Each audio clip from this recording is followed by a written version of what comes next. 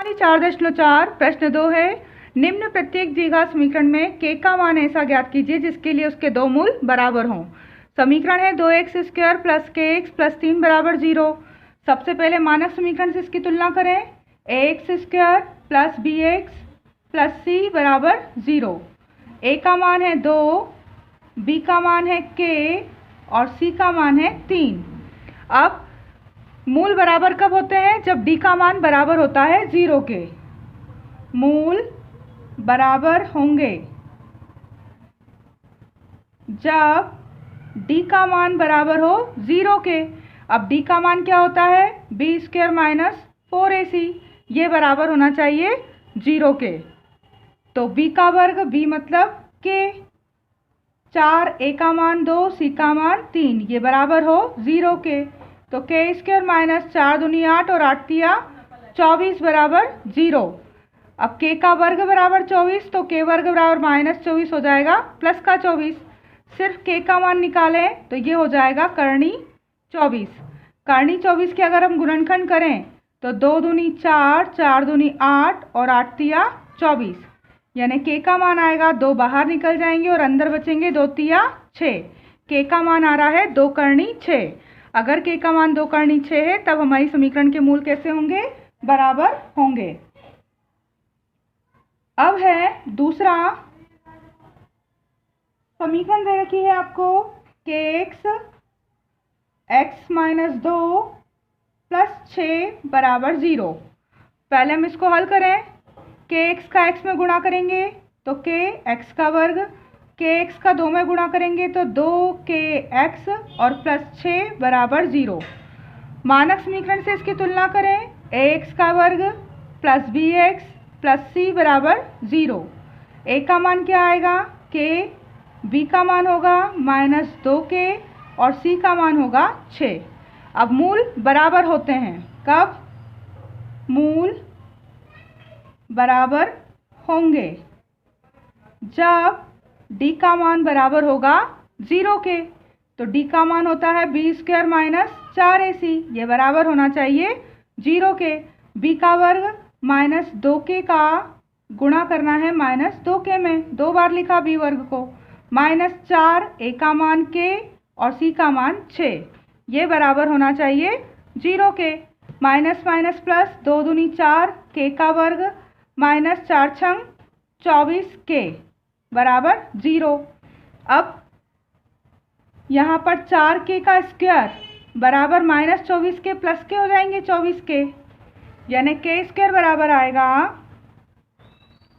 24k और बटे में 4, 4 छंग 24, यानी k का वर्ग बराबर 6k। हमें तो k का मान निकालना है, 1k यहाँ रखा तो 6k और 1k उधर से बटे में आ गया तो कैसे k कट गया, तो k का मान आ जाएगा 6, यानी k का मान 6 रखने पर मूल क्या होंगे आपके समीकरण के? बराबर होंगे।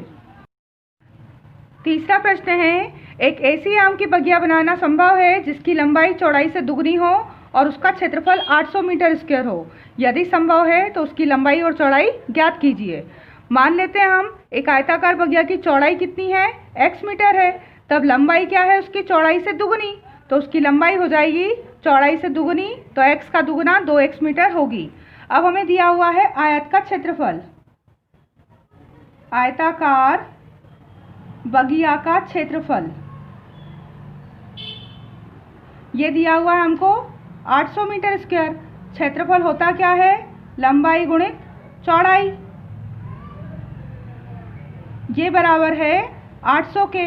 लंबाई 2x और उसका गुणा चौड़ाई x में किया बराबर 800, 2x का x में गुणा 2x का वर्ग बराबर 800, तो x वर्ग बराबर आएगा 800 के बटे में 2, 2 से 800 कितनी बार कटेंगे? 400 बार, यानी x का वर्ग बराबर 400। अब x का वर्ग और 400 होता है प्लस और माइनस 20 का वर्ग, वर्ग से वर्ग कट गया, x बराबर आएगा प्लस माइनस 20, माइनस 20 को हम छोड़ देंगे, प्लस धनात्मक मान लेंगे, तो तब आयताकार बगिया की चौड़ाई हमने मानी थी x, तो चौड़ाई 20 मीटर और लंबाई उसकी दुगुनी, तो लंबाई 20 का 2 गुना यानी 40 मीटर होगी। चौथा प्रश्न है, क्या निम्न स्थिति संभव है? यदि है तो उनकी वर्तमान आयु ज्ञात कीजिए। स्थिति क्या है? दो मित्रों की आयु का योग 20 वर्ष है और 4 वर्ष पहले उनकी आयु का जो गुणनफल था वो 48 था। तो मान लेते हैं हम, माना कि पहले मित्र की जो आयु है x वर्ष है। अब पहले मित्र की आयु अगर x वर्ष है तो दोनों की आयु का योग 20 था, इसलिए दूसरे मित्र की आयु कैसे निकलेगी? 20 में से पहले की घटा देंगे, 20 माइनस x वर्ष होगी। अब 4 वर्ष पूर्व, 4 वर्ष पूर्व प्रश्न के अनुसार 4 वर्ष पूर्व दोनों की आयु का गुणनफल क्या होगा? दोनों की आयु का गुणनफल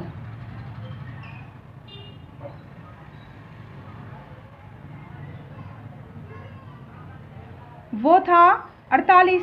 तो 4 साल पहले मित्र की आयु x साल थी, उसमें से भी 4 कम करेंगे हम, और दूसरे मित्र की आयु थी 20 माइनस x, उसमें से भी 4 साल कम करेंगे और दोनों का गुणा करेंगे तो बराबर होगा वो 48 के। अब x माइनस 4, 20 में से 4 गए, 16 माइनस x बराबर 48। अब गुणा करें इनका, 16 का x में गुणा 16x, x का x में गुणा x वर्ग माइनस 16 चौक 64 और माइनस माइनस प्लस 4 का x में 4x बराबर 48। समीकरण बनेगी हमारी माइनस का x वर्ग और प्लस के 16x और प्लस के 4x, प्लस के हो गए 20x माइनस 64 और प्लस 48 पक्षांतर में माइनस 48 बराबर हो जाएगा सब 0 के। एक्स स्क्वायर प्लस 20x और माइनस 64 और 48 दोनों माइनस के जुड़ेंगे, 8 और 4 12 का 2 हासिल आया 1, 6 और 4 10 और 1 11, 112 बराबर 0। अब इसे अगर हम हल करें तो हमें दोनों मित्रों की आयु ज्ञात होगी। तो हल करने के लिए हम पहले इसकी मानक समीकरण से तुलना करते हैं, पता लगाते हैं कि समीकरण हल होगी या नहीं। तो ax square plus bx plus c बराबर 0। a का मान यहाँ क्या आएगा? माइनस का 1, b का मान 20 और c का मान माइनस का 112। अब विविध कर याद करें, इसके मूल वास्तविक हैं या नहीं है वास्तविक। तो d बराबर b स्क्वायर माइनस 4ac। विविध कर निकाल रहे हैं अगर हम इसका, तो b का स्क्वायर 20 का वर्ग 4, a का मान माइनस का 1, c का मान माइनस का 112। तो d बराबर 20 का वर्ग 20 और 20 गुणा करने पर 400, ये माइनस और माइनस प्लस और एक और माइनस है तो माइनस, 4 एकम 4 और 4 का गुणा 4 दूनी 8, 4 एकम 4, 4 एकम 4। तो d बराबर 448 में से 400 गए तो माइनस के 48 आ रहा है। जब d के मान से बड़ा हो 0, यहाँ 48 से ऋण का उत्तर है यानी कि 0 बड़ा हो गया है, तो यहाँ मूल कैसे होंगे? वास्तविक नहीं है, काल्पनिक है।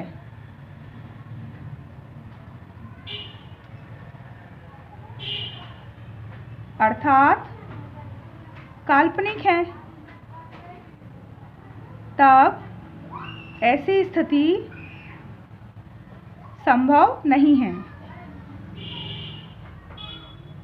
आपको जो स्थिति दे रखी थी कि दो मित्रों की आयु का योग 20 वर्ष और 4 साल पहले उनकी आयु का गुणनफल 48 हो, ऐसी स्थिति संभव नहीं है।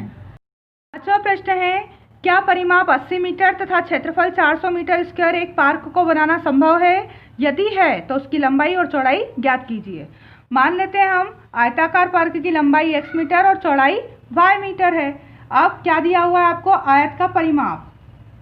तब आयत का परिमाप बराबर दे रखा है 80 और आयत का परिमाप होता है 2 लंबाई प्लस चौड़ाई और ये बराबर दे रखा है 80। तो लंबाई है हमारी x और चौड़ाई है हमारी y बराबर 80 और ये 2 जाएगा बटे में, 2 से 80 कटेंगे 40 बार यानी कि x प्लस y बराबर आ रहा है 40। समीकरण 1 बनी। अब दिया हुआ है आयत का क्षेत्रफल। आयत का क्षेत्रफल वो हमें दे रखा है 400 मीटर स्क्वायर। क्षेत्रफल होता है लंबाई गुणित चौड़ाई, ये बराबर है 400। लंबाई x चौड़ाई y बराबर 400। अब यहाँ हम समीकरण 1 से मान रख दें। समीकरण 1 बनाने से पहले इसको x का मान निकाले अगर यहाँ, तो यहाँ मान कैसे निकलेगा x का? x बराबर होगा 40 माइनस y।